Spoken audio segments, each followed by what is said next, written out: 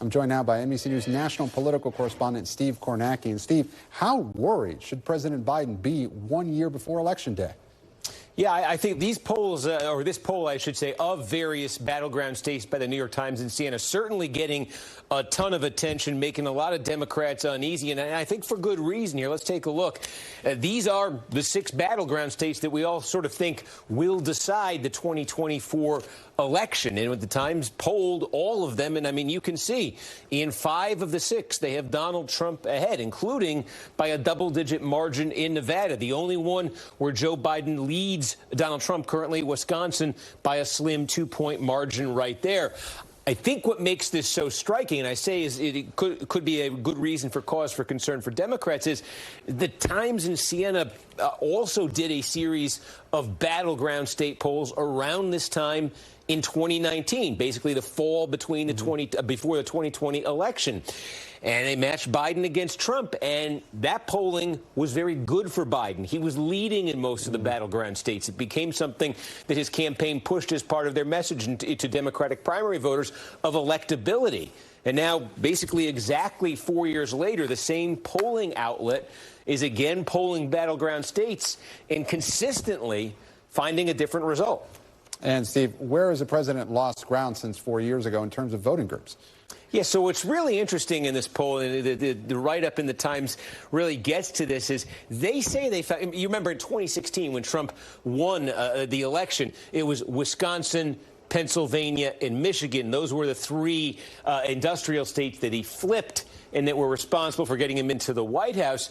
But where he's made the biggest gains, at least according to this polling, relative to the 2020 election, Nevada is the biggest, where he's got the double-digit lead. That was a Biden state in 2016 and 2020. Georgia, went for Biden, 6-point lead. What they're saying is younger voters, non-white voters, are showing more of a proclivity to back Trump and certainly more of an aversion to Biden than we've seen before.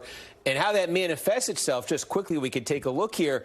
The road to 270 Electoral College map, we'll be using this a lot over the next year. But, set it back to where it finished in 2020. Keep in mind, since then, we've had reapportionment. Some states have gained electoral votes. Some states have lost. Michigan, for instance, has gone from 16 to 15. So when you factor all of that in, the same result from 2020 with the new reapportionment, Biden actually starts off with 3 fewer Electoral College votes, Trump with 3 more. And those 3 states where he's shown the biggest improvement, Trump has, according to this polling, if he were to flip them, that's Georgia, that's Arizona, that's Nevada. You could see it would still put him short of 270. He'd be 268, Biden at 270. So even if he gets those 3, where he's made the biggest improvement, he still will need to win at least one of those Midwest states, Pennsylvania, Michigan, or Wisconsin. And Steve, before I let you go, you mentioned those changing demographics going for Trump. Is that why you think Biden is slightly ahead in Wisconsin, but barely?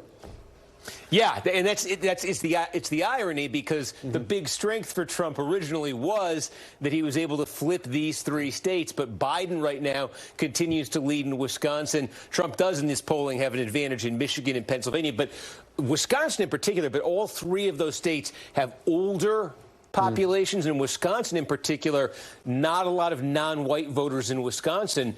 And actually, if you say what's powering Trump right now to better numbers is surprising support from younger voters and non-white voters, that's actually a recipe to struggle a little bit in those upper Midwest states. And it's more of a recipe to help you in the Sun Belt and the Sun Belt extended.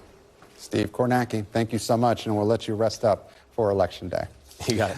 Thanks for watching. Stay updated about breaking news and top stories on the NBC News app or follow us on social media.